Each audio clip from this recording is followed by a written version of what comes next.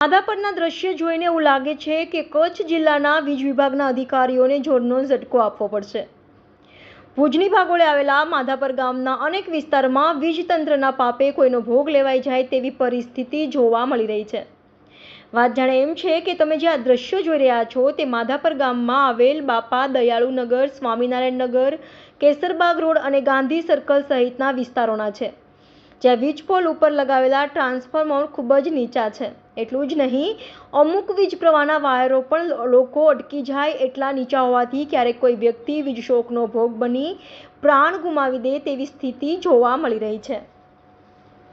વીજ વિભાગના ભણેલા કહી શકાય પરંતુ ગણેલા ન હોય તેવા લાગતા અધિકારીઓ અને કર્મચારીઓ આ બાબતે ગંભીર બેદરકાર જોવા મળી રહ્યા હોય તેવી પ્રતીતિ ગ્રામજનો કરી રહ્યા છે।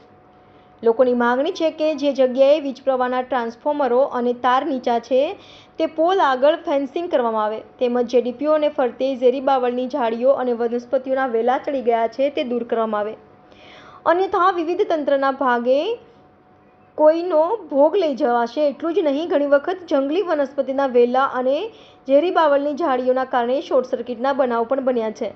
જે તમામ બાબતોને ગંભીર ગણીને તંત્રના અધિકારીઓ અને કર્મચારીઓ અહીં પોતાનું ધ્યાન કેન્દ્રિત કરે તેવી માંગણી બળવત્તર બની છે। તુષાર સુથાર, અપના મિઝાજ ન્યૂઝ, માધાપુર, ભુજ।